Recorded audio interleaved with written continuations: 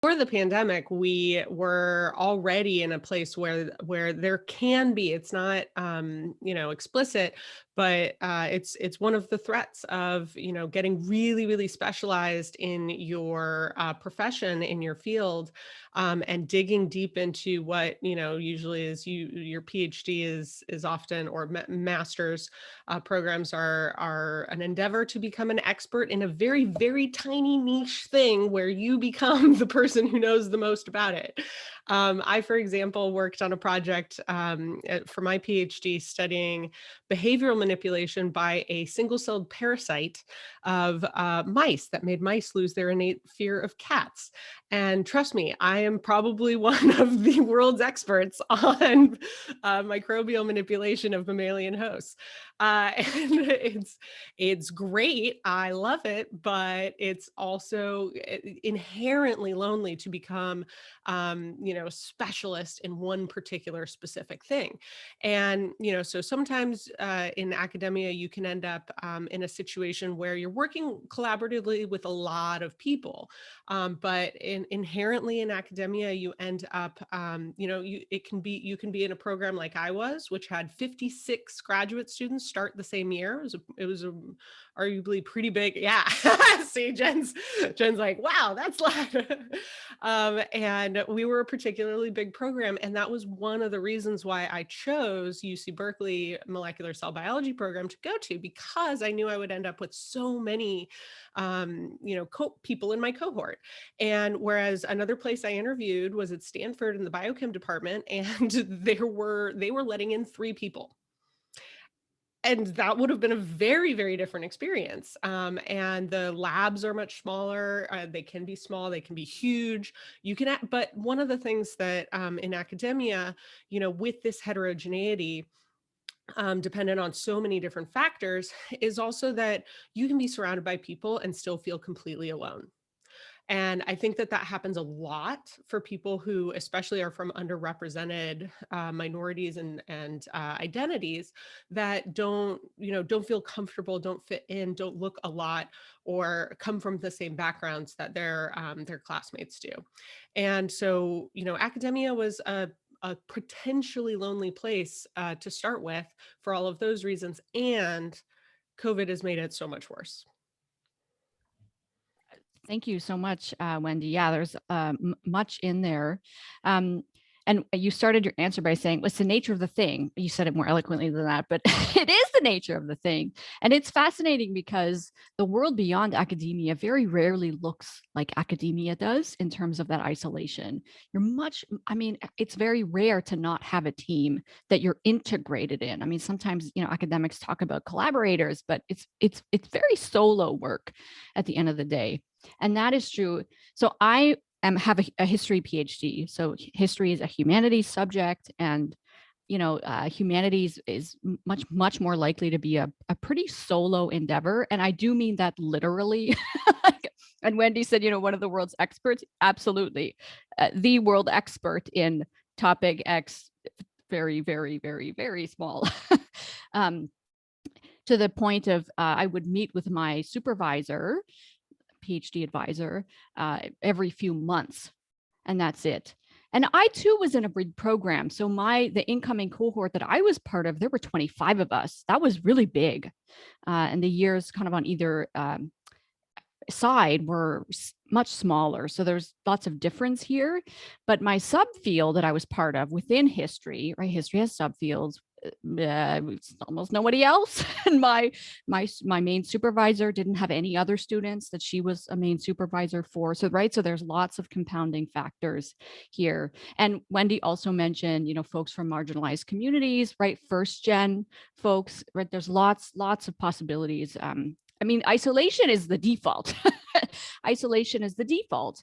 And I know that individual supervisors and PIs, right, labs, departments, faculties, there are programs potentially on campus that are aimed at building community, but that is something that individuals have to decide to do. And that's not a default. There's no guarantee that you're going to get any of that. So anyways, insert rant here. But if you're feeling lonely and isolated, know that it's definitely not you. Unfortunately, it's probably up to you to do something about it, right? That's the bad news, but it's not because of you, right? It's not your fault, is what I mean to say. I'll stop talking. Yes, exactly. I've been in my lab, we like 40 people in my lab, but at the end of the day, I felt like it's me that I'm working alone. No matter how many people were in the lab, I'm going home, I'm working alone, I'm doing everything alone. So, yeah. So my next question is about COVID. You mentioned COVID. So how is the situation now with COVID and lockdowns and sitting home and everything? Oh boy. Yeah. So I'm not a PhD student currently, but I've been hearing from folks on Twitter and elsewhere. It's not a good time. It's really not a good time, for everybody, and in particular for folks who are already feeling isolated, because you really can't. I mean, one of the aspects that makes grad school a great experience for folks that do have a great experience, at least in part, is camaraderie of their cohort and of other scholars, and that can come from meetings at the pub, whatever, right, in the common room if you have one in your department, impromptu, right, in the hallways of the department at the university, in the library, and also, of course, at conferences. I love conferences. I'm an introvert, but it's fun to walk into a room and bump into people. Oh, great, let's go for coffee, whatever, right? So, of course, you don't have any of that. And I have had an online business for years and have run conferences, and I do all my networking online and have done for years. And so I am super online and I think it's amazing. But of course, it's not the same. And it's especially, I mean, I was very fortunate that I already lived online. So in some ways, it wasn't a huge deal. And it was a huge deal, this whole pandemic. So, I mean, I try to put myself from the perspective of people who weren't online already. How to put that in words, but like, yikes, big change. Yeah, I'll just reiterate everything Jen just said. But from a couple of experiences that I have, about a year ago, we at Dragonfly were just starting to get going. We had a bunch of wonderful early volunteers from Europe, from the U.S., from Canada, and we got to talking and organizing. We were inherently international, and so we're already online doing stuff, but as the shutdown started happening almost a year ago, at the beginning of one of our meetings, we had a volunteer say, to answer the, general question, how's everybody doing? Really honestly and vulnerably, and say, not good, not good. Being out of lab is already affecting my mental health. This is terrible for me. And so we got to work, and like Jen kind of mentioned, unfortunately loneliness is something that a lot of people experience, and may be inherent in the academic kind of structure, but it doesn't have to be. And the onus often falls to the individuals to create, or a subset of individuals to create a structure within which you can combat that loneliness and create community and build that. And so we launched almost a year ago, Dragonfly Cafe. And so it's an online event, 3 days. It's been going since a year ago, 3 days a week for free. Any academic can come and attend, any discipline, anywhere in the world. We've had people from every continent, but Antarctica. And so if you know anybody researching there, let them know they should drop into Cafe, just so that we can like check that box. But it's been a wonderful way to connect and combat social isolation, and find like-minded individuals that do have a shared experience in the academic setting. We are definitely weird and oftentimes communicating with our family about the stresses we have, and the things we're experiencing doesn't come across.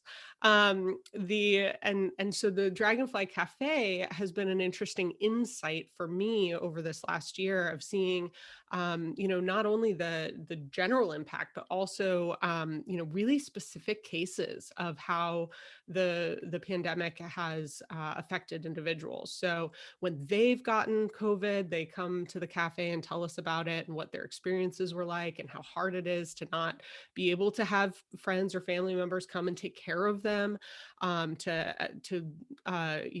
be worried about their family members getting it, myself included. My dad got it in October and ended up in the hospital for a while.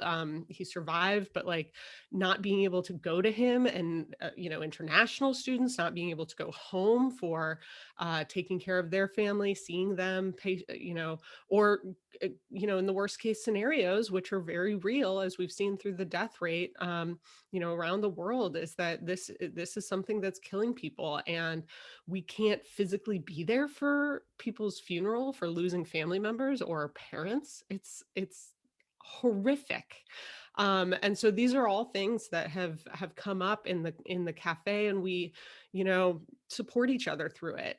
The other thing, as far as what I know about how COVID is affecting or influencing loneliness in the academic population, and especially PhDs, is that, Dragonfly provides direct to campus communities education, workshops, consulting, different things like that. And one of the things we do is we'll do anonymous surveys before some of our talks and get a sense of, ask the question, how has COVID affected your mental health?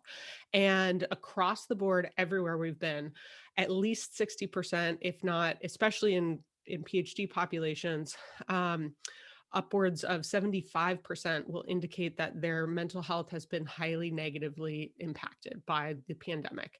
And, it's also interesting to point out that it's not 100%.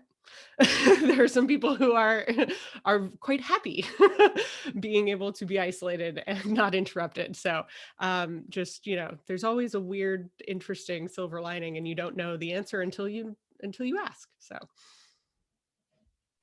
Yes, exactly. Like my doctor, I'm moving to Copenhagen in August, and I was planning on moving in April or May. And my doctor pointed something out. She said, it's good that you're moving in August. Maybe things will start again, and maybe we can go out, because you're gonna be doing a PhD. You're gonna be there. You have to meet me. You have to meet people. If everything is closed, you're gonna be sitting alone, and it's not gonna be easy for you, especially that you're moving to a new country where you know nothing, where the language is new.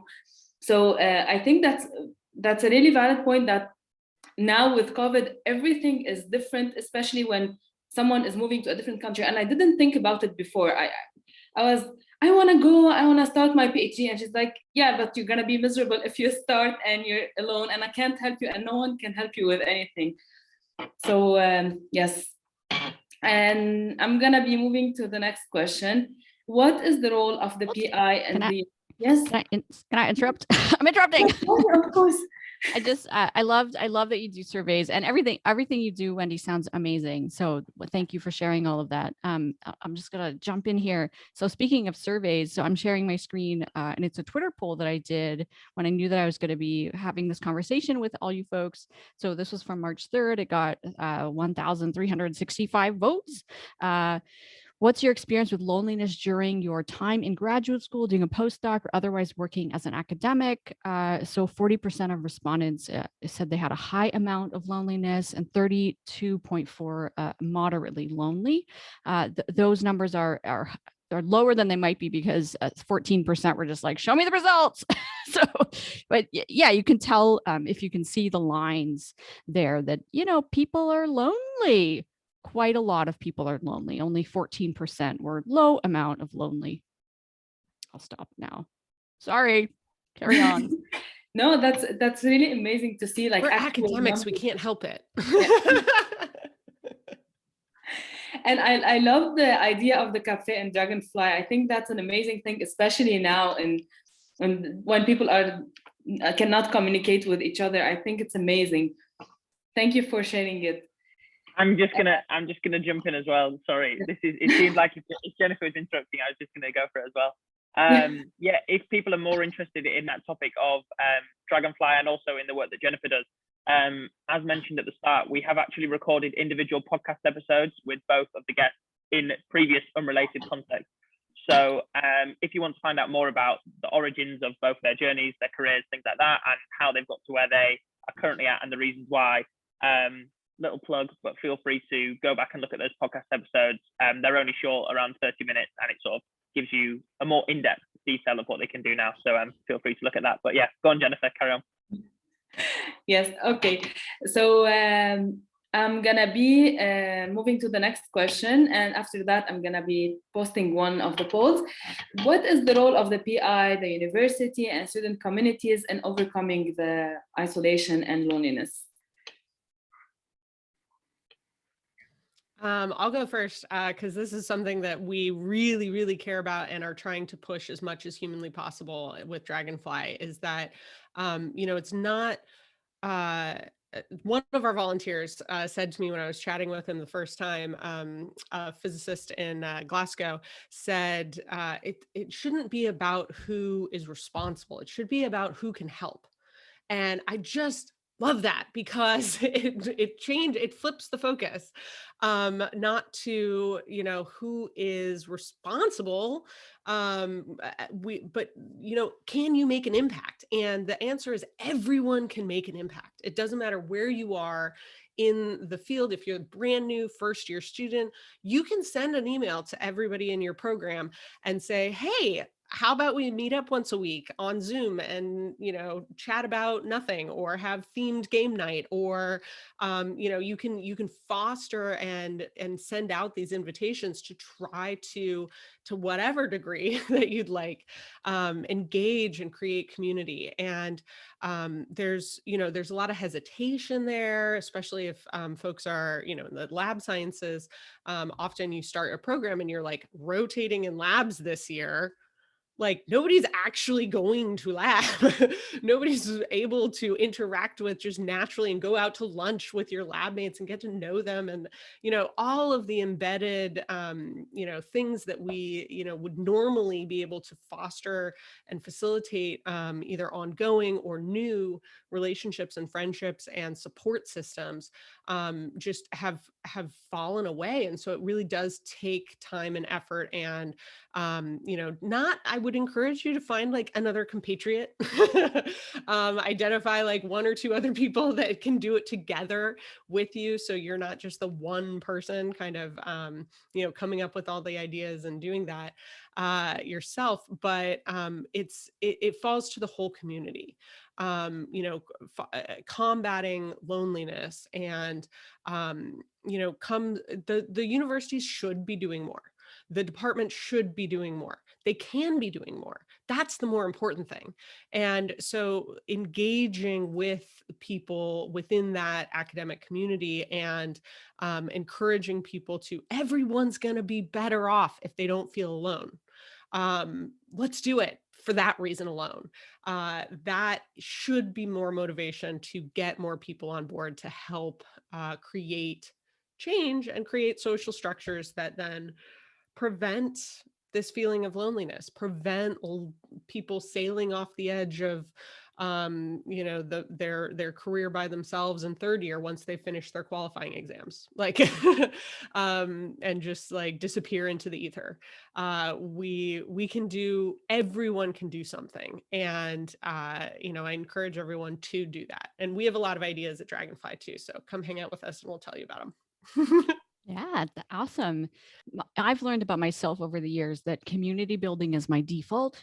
This wasn't something that anybody had to teach me. And by the way, I used to be very shy. You can tell I'm not shy anymore, but I am an introvert. So I did lots of the kinds of things that Wendy talked about without really even thinking about it. I was always the one that would get involved in stuff and just do things and get other people to do things with me. So I'm totally fully in support of individuals who are like me and just kind of can't help it, but kind of be nosy. So I ran like so many pub nights, even though I never drank, and et cetera, all of the things. And this, by the way, I'm old, so this was years before the internet was really in play. I did all of that. And so the internet, anyways, when Twitter was like a thing, I just community build on Twitter. So whatever. So that's all awesome. But, you know, the reality is that academia is very hierarchical, and students are at the bottom of that hierarchy. And now I hope that, you know, in your program, that's not the culture, but, you know, that's the culture, generally speaking. And so I say all of this to make the point that the folks who are responsible for this in a kind of a broader system sense are the people who make the most money, certainly who make more money, you know, to put it that way. And we know as educators that community building is very important to education and learning. I will fight anybody who disagrees with me. I mean, this is just what it is. And so I loved Wendy starting her contribution with a changed perspective. And so the changed perspective I have around this is you should build, not necessarily all of us, but the folks who have some positions of authority, the folks that have some control over some aspect of some things. And like Wendy implied, that's a lot of people in the system. They have a responsibility to center students and not just talk about that, but actually do it. And I do know, I don't mean to cast blame here, because I know that folks on campuses, some folks are really very concerned about this. And I think what they're missing are some ideas. So hopefully, you know, they can, you know, hire Wendy's team to go and do that. But there is a lot that folks can do, and it's really, really, really important. And you know, we got to serve the students who we actually have. We have to serve the students we have, and we've got to give them what they need, what they want, and to prepare them to go into the world that they live in, but that they also will live in once they graduate. And I'll give you one small example, because I've been talking kind of abstractly. A small example that I read about the other day, which is brilliant. And this example comes from an instructor teaching an online course. Of course, everything's online these days. And she was like, I rebranded my office hours. So office hours is the term that we would use in this part of the world for, you know, the 1 hour a week that your professor is like in their office, and anybody could just come by. So she rebranded office hours to launch parties. And so every time she would upload the new videos or the course materials on the platform, the Blackboard or whatever it was for that week, you know, she would send out an email and say, okay, I've uploaded everybody, and the launch party for this week is whatever. And she gets super high attendance week after week. So, right, in synchronous meetings, because she makes it fun, right? So even in an asynchronous course, she has these synchronous meetings, launch parties, and super high attendance. And I know, you know, I'm going to stop talking, but yes, community building is key to learning. Yes, exactly. I totally agree with you. It's very, very important. And I guess we have a question. I'm gonna keep the questions till the end. I'm gonna run the polls, and then we're gonna discuss them a bit before moving to the next questions. So the first one is, have you ever felt lonely during your PhD that you thought about quitting? And did you think about seeking professional help during your PhD? And did your institution or lab organize regular events to increase interaction between the students? I don't know if you can see the polls, because no one has voted yet. Oh, yeah, it started. During the time where people are voting, something that happened with me one time during my master's. I was responsible for hosting events for master's students, and we were having, like, I decided to have a lunch for everyone, for us to meet and talk, because we were in 2 campuses. But it's about the responsibility and the students wanting to communicate and to have some interaction. And suddenly no one decided to show up, because people had work and because they had to study, and they had and I thought, like, it's very important for us to meet, for us to get to know each other, for us to get out of the work environment a bit and be with each other, for us to support each other. But students decided that they have work because they had deadlines and they had stress and everything else. So I think it's also this, even when people try to make events or communication opportunities for students, they decide to just go to work. I'll also mention one other thing that we anticipated when I was a graduate student. We started a peer network. We called it just MCB for Molecular Cell Biology Grad Network. The overt reason for it was mental health and trying to destigmatize that, but we chose very carefully to not put mental health or wellness anywhere in the name in order to encourage everyone to come. This was back in 2013, so it was, really taboo to talk about mental health and wellness overtly, at least in my particular science community. And so we made those kinds of decisions very cognizantly. And one of the other things that we did, because we knew that the impulse, because people's schedules are so demanding and the hierarchical structure of academia is the way it is, we knew that we needed to try to get faculty support for the students and enthusiasm and encouragement to go to this meeting. And so we actually scheduled and worked, even though our events were by students, for students, no faculty, no staff allowed, safe space. And we very specifically went and scheduled to get 5 minutes on every single divisional faculty meeting in our department. There's 5 departments or divisions within our department. And we went to every single one and told them why we were starting this peer network group, what our first event was about, and to plead with the faculty to please encourage your students to come to our event. Make them, encourage them and let them know that you support them leaving lab, not scheduling experiments during that time, and to come to this event, because it is, there's only so much that students can do for themselves. The culture, the expectations, the climate, the pressure really mostly comes from above, comes from the faculty and your mentors and your more, older students and stuff. So it's cultural and climate, and you have to address that and make sure that you're thinking about that when you're, trying to make things fun, and encouraging people to come is also a good thing. So we usually asked for a little bit of money to have some food and snacks as well, which, our department was willing to give us, which was also really helpful. Yeah, it's really important for faculty members to be actively supportive. Many of them will say, well, of course you should do that. Of course you should, but they don't say it. And students can assume all sorts of things. So, right, that's a super, super small thing that faculty members can do, is to be actively supportive of all of these things. Yeah. And I'll just give another example of the kind of thing that you can do that's not host an event, because some people listening might be like, ooh, that sounds very extroverted, like a lot of work. So one of the things that I did back in 2005 was create a newsletter. And back then it was a physical we had a PDF, but we literally printed it out.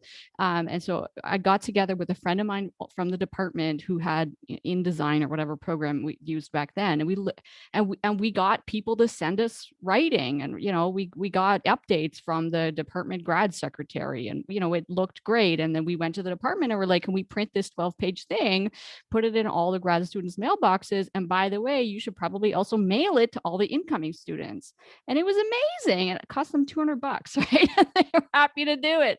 So it's a kind of thing. I mean, I was the one that created it with this, gathered a small team. So I think it was amazing, but I would like to think that it created it helped to create more of a community among grad students in the department, even folks that never came to events. Yeah, it's a great idea. It's amazing. And I'm going to share now the results of the poll. So 40% were lonely during the PhD and thought about quitting, but 53% were lonely but didn't want to quit. And 47% thought about seeking professional help and did, but 20% didn't. And 73% of the people in their institution and lab organized regular events to increase the interaction between the students. So I think the results are very interesting, and mainly the quitting part. Yeah, maybe can I just ask a question to the guests about that result? Because I know depending on like how active you are in, say, the academic Twitter space, or like where your specific niche of where you do your work is, often I think you can get a certain perception of like what the current atmosphere of PhD candidates is, or sort of, you know, a lot of times we hear from people at events about networking where they sort of think, oh, academic Twitter can be like quite a toxic place and everything seems so negative. And then on the other hand, people say academic Twitter is the best place. It's so supportive and it's brilliant. And I think depending on what day you catch it and what the audience it is, sometimes either way, I think you can often get a perception of other people's situation. So I just wanted to, obviously, there's no exact science at all to this, and it's generally just sort of like thoughts and opinions. But on the results that you see there, is that what you would have, say, I know that's only a small sample size of people that are at this event, is that something that you, does it really shock you in terms of seeing those results? Or is it something where you think, actually, you know, from my experience of my own PhD or speaking to other people and seeing what people sort of say about their experience, that's something that you would have expected to come out in those results, if that makes sense as a question? Well, they don't add up to 100 is my first. That's what I was struggling with too. Yeah, so I've got the, hold on. Very I've got expressive with my face, and I'm sure people were like, wait, what's going on? I was looking at the exact same thing. It does not compute. Right? Can I, right? Yeah, the bottom one, yeah, for sure. All three of them don't add up. Anyways. Well, the first one, 53 plus 7 is 60 plus 4. That adds up, right? Yeah, the bottom one, yeah. Yes. But the second one doesn't add up. No. Yeah. And the third one, it doesn't add up. Zoom math is not regular math. This is not good math. I would say for the results, though, the fact that so many people did indicate that they thought about seeking help, and they did, is phenomenal. You know, even in the 7-8 years since I was, you know, initially starting to try to broach the subject of mental health in my PhD program, you know, we did not talk about it, and the vast majority of us kept it at least very, very secret, even if we were seeking care. So maybe that was reflected back then too. We were willing to seek care, but we definitely weren't willing to talk to each other about it, which was something we tried to address. And I think that that's gotten better, and that's encouraging. The other thing that actually seemed a little bit low was that I felt very lonely during, you know, my PhD, but I never thought about quitting. You know, that there's in every survey of PhD students that has been coming out in the last several years that asks this question, something about loneliness or mental health struggles or something along the lines of like depression, any of those kinds of symptomologies. If they also ask the question, how satisfied are you with your decision to be in grad school? How you know, like 70-80% of those grad students are really happy to be in grad school. They feel fulfilled doing that, but they also, like about 50% of them or so, if we just round to the middle ground, will also endorse the fact that they have moderately severe to severe depression symptoms. And you're like, wait, how is this possible? But I think it speaks to the resiliency and, you know, the heart and the passion that people that choose to go to graduate school have, and they're willing and able to deal with severe, literally severe anxiety, depression, extreme loneliness, like, and so that just, you know, that's something I almost would have anticipated would be higher, but maybe we have selection bias. It's interesting because folks, I mean, people, I'm not a scientist, but my sense is that people in general are highly adaptable, even when conditions are terrible. And one of the things, from my perspective, focusing on careers, that is frustrating to me personally is the people in academia who are miserable and still refer to it as their dream. right? And those are true things both together at the same time. And I am frustrated for them because I know, I know that they could be so much more, they could be more so much more happy, more fulfilled, have greater impact, earn more money, etc., out beyond academia, but they don't know that. They can't imagine that. And so they latch on to this thing that they know and that they have deemed their dream job or whatever, their passion, right? They've made a choice around that. And right, so am I making sense that they can't imagine the other thing? And so it's like a choice. I don't want to blame people for this because it's cultural and systemic, etc. But it's like, oh, people, oh, you're miserable. But I also experienced it myself, and it's just the nature of being human. Yeah.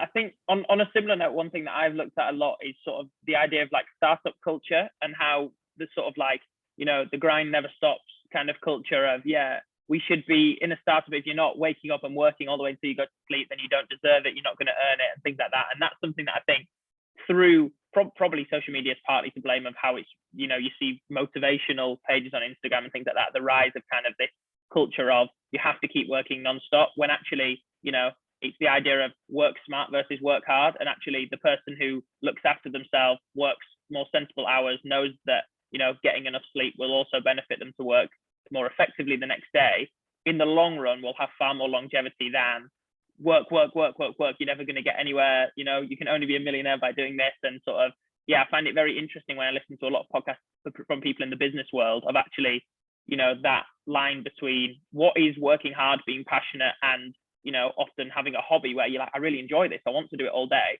And where do you need to go? Actually, hold on, like, is it sensible that I do this all day? I need to look after myself and things like that. So I think that kind of fits in with what you're saying about how once it can be a dream, but then when does it start to, when do you have to sort of step back and go, do I really want to do this? Like, my dream's supposed to make me happy, kind of thing. So burnout or at $300,000 in debt, right, etc. It's not great. For sure. Back to you, Jennifer. Sorry, go on. So I'm gonna ask the last question, which is the solution to this. And please, during this time, I have only one question from the people attending. So if you have any other questions, we're gonna move after this last topic to the questions from you. So what are the best ways to manage the loneliness and isolation during a PhD or in academia in general? Ooh, okay. So of course there's lots of things to say, but let me say a couple of things. And this ties in with what I teach in my work now. So the first thing I would say is to get really clear about who you are as a person and what you value, what's important to you, why you're here. I mean that why you're here kind of in a narrow sense, but also in a broader sense. So who you are, right? What do you want? How you best show up in the world? What environments make you thrive? So all that kind of self-reflection, so that even when things are swirling around you or everything is uncertain, you can feel rooted, kind of like standing on a plinth, right? Like you are firm. So that's step one. And then step two is networking. I know everybody hates that word, but we've talked about it in terms of building your community. It's the same thing. So what do I mean? This is also a strategic approach. If you're not getting what you want from your peers in your program and from academic folks, I mean, you might be, and of course, remember that academic folks are all over the world in all different time zones, and folks working on similar interests to yours exist all over the world. So there's lots of possibilities, especially now that academia has discovered the internet. Welcome, right? And Wendy's Safe Spaces, the cafe, right? So anyway, so there's lots of possibilities there. But for your own career, it might be super cool to start poking around in networks beyond academia. So to think back a few years ago when you met an acquisitions editor from a university press, and to be like, you know, I totally forgot about your existence, but now I remember you. You know, I'm thinking about what's ahead and I'd love to chat with you about your work now, and to start building your community based on, you know, what you know about yourself as a person in the world. And okay, who are other people in the world who are similar to me? And let's meet them. I think that would be a great thing for you to do. Networking, networking is all of the things. just like academic Twitter is all of the things, right? But networking in part is a form of self-care. And I say that because I lived it.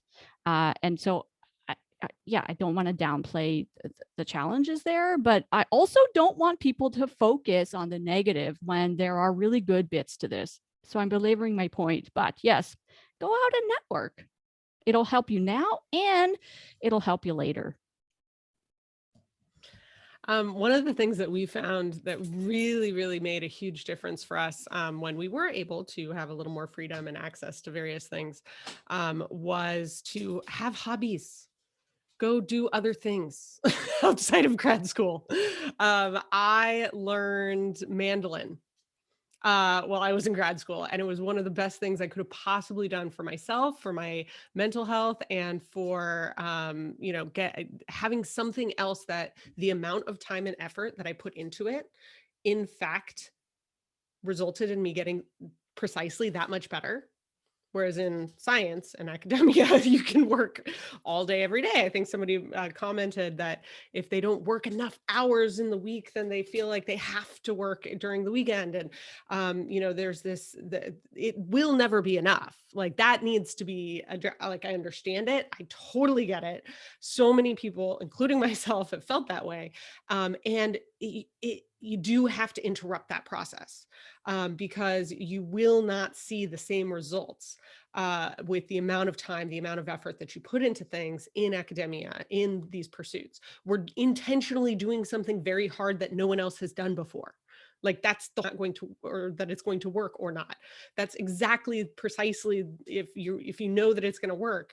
If you know you're going to write a new book on history that hasn't been written before, you're going to, like, if you know it's going to be successful, then, and you're going to be able to do this and like make this contribution in science, in history, in medicine, in law, whatever. You don't know that you're going to do that. If you did, you wouldn't be pursuing it, and your thesis committee would be like, this is not novel.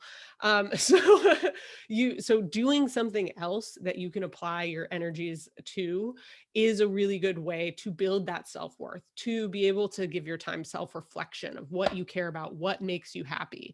And then a lot of those things, maybe, more so, you'll have to be a little more creative during COVID times where we can't get together, is to engage in communities, doing things that other people are interested in. So here in Oakland, we have there's a meetup group called Mycelial Mass that I went to, which is like mushroom hunting.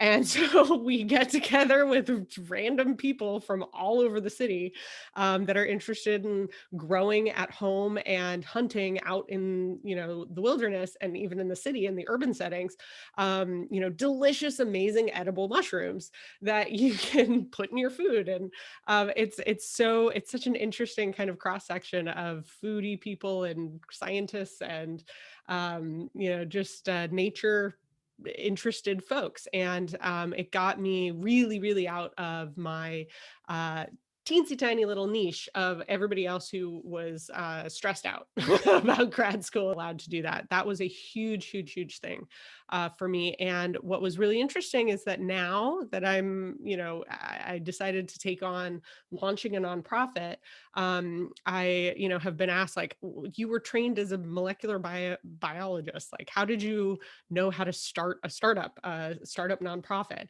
And I was like, I had developed a network of people outside of academia. And I met the chair of my board of directors, who's a lawyer and an international executive, by giving a TED talk at Burning Man. So if you don't know what Burning Man is, look it up and you'll be like, wait, what?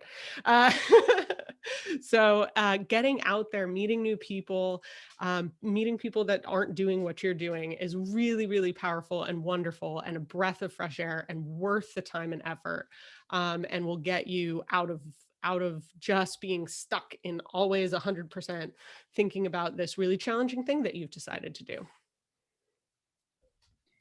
Thank you so much for the insights. They are amazing. Because we don't have much time, I'm gonna ask the question from the audience. We only have one question. I think that the talk was amazing. Someone asked, why do you think it is especially hard for academics to become active, to connect with others, to overcome their loneliness?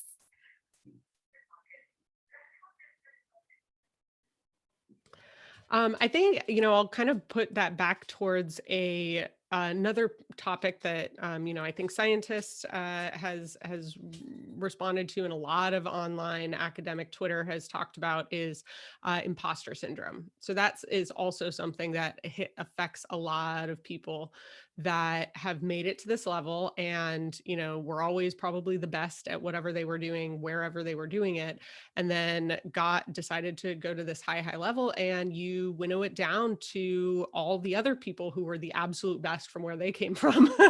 And it's intimidating. And then you're surrounded by amazing, incredible people who have been, the best at what they do, and are mentoring you, but are also stressed out, and also suffer from imposter syndrome. It doesn't necessarily go away. I know incredible faculty at the highest levels that have revealed to me personally that they, they very regularly think that they don't have what it takes. And I'm like, wait, what? Like, that doesn't make any sense at all.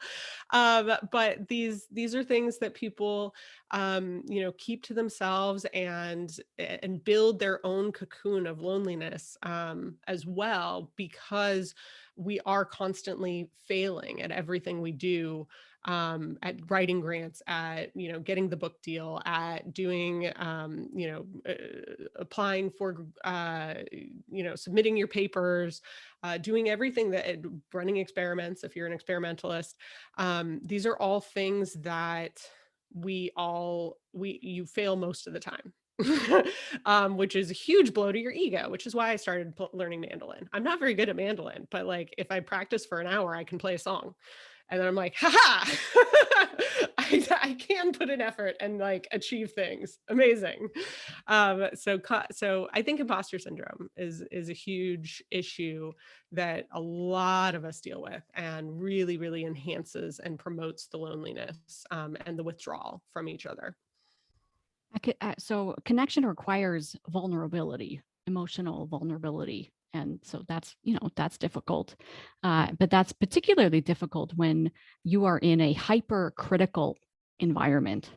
Academics value critical thinking, but under stress, which is most academics most of the time, that just turns into criticism, which is not helpful, right? And add in imposter syndrome, academia breeds it. Of course you have imposter syndrome. I mean, and I also regularly feel like a giant failure and a loser.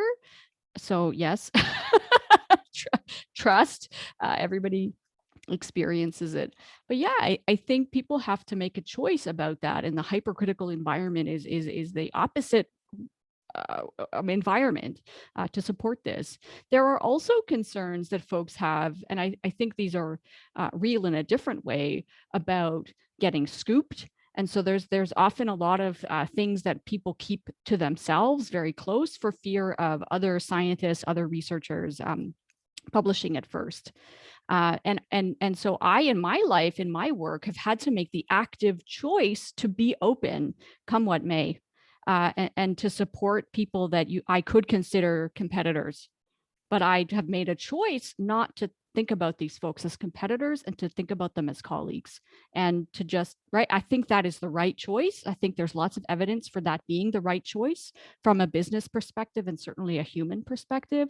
But, it's still, I have to make it an active choice, because they're still like, well, if I retweet that program, well, I won't get as many clients. Anyways, this is from my own life, but I think academics can appreciate, the competitiveness is a big part of this. To Wendy's point, you fail most of the time. It's just the nature, of course. Yeah. And that is not an environment that cultivates a healthy sense of vulnerability and thus connection. Thumbs down, academia. I still love academia. I'm just trying to make it a good place for me to come rejoin. Yeah, I mean, none of us, right, would be in this room together if we weren't optimistic on some level. But damn, it's hard. Lots of room for improvement, for sure. For sure, for sure, for sure. So that's great. I mean, thank you so much, both of you. I think like your enthusiasm towards the subject has been fantastic. And I think what I really have enjoyed about this conversation is a lot of the topics are tackling negative problems and tackling things that are issues. But the way that it's been done in this conversation has been so positive of actually solution driven and yes, reflecting on personal experience or reflecting on things that do happen and they're a matter of fact and shouldn't be avoided, but thinking, okay, you know, without dwelling on it too much, how can we change things? What can we do? What proactive advice can people take on board? And hopefully I speak on behalf of other people in the conversation where I know I can take things away and be like, okay, it's something I can really do. Or for us in the case of creating Scientistt, we can sort of support our claim of what we're doing is good for people and actually giving people a place to network is valuable for people and we're doing the right thing. So yeah, I mean, I've really enjoyed the conversation and I'm hopefully other people have too. If you didn't get a chance to see anyone that's in the call, I created a Twitter thread at the start of the conversation and tried to update with a few things that were going on throughout. Nothing too detailed, but just so you can sort of go back and recall it. And also this call's been recorded and will be uploaded to the Scientistt platform on the video section. So you'll be able to go back and listen to all the insightful comments and things like that. And scroll back to your favorite bits where we all laughed and it was fun, because that's always good, right? So yeah, I mean, Jennifer, Scientistt Jennifer, do you have anything else to sort of say before we finish? No, I want to thank Dr. Jennifer and Dr. Wendy for being with us, and I really enjoyed the conversation and being and preparing myself to go for a PhD abroad. This conversation really helped me. Everything really helped me.